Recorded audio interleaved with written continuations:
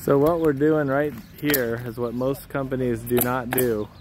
We're removing that vinyl siding so we can get our ice and water shield up the wall 4 or 5, 6 inches.